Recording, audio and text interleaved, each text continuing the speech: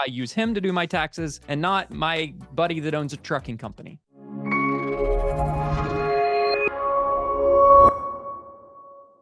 Every situation is unique. And I've done a lot of videos about this where I tell people, it's like, look, just because what worked for that guy doesn't mean it's going to work for you. And then as you get into individuals, which I'm sure you deal with, David, that are higher net worth individuals, where you guys are in Arizona, obviously it's a kind of wealthy part of town, right? The more assets you acquire, the more complicated your estate planning has to be.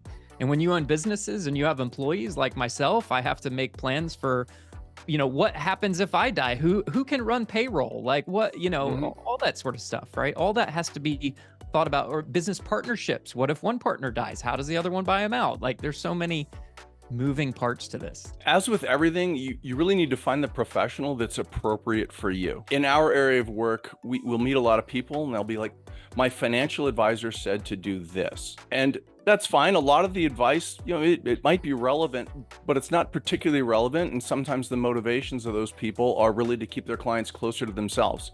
If you have a great financial advisor, that is an amazing asset to have on your side. But by the same token, if you need a cardiologist, you're not going to go to your podiatrist, right? If you blow through the stop sign and take out a little kid, you're probably going to call the criminal lawyer, not your estate lawyer or your financial advisor.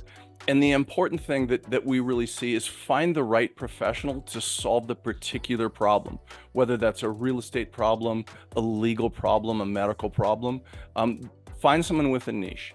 The attorneys who do bankruptcy, marijuana law, estate planning, guardianships, that's generally just a snowball telling you that someone really doesn't have a sound practice, so they take anything that comes in the door.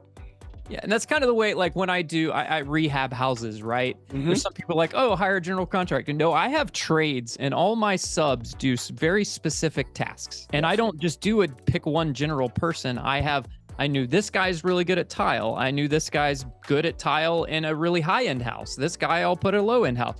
Like I have people that I put in different slots that have specific areas of specialty, and I bring them in when I need them, and they know their specific thing, and they're really good at that. And it's the same like you're talking about, right? Absolutely, yeah. If you need something, like for instance, my CPA only does real estate investor clients.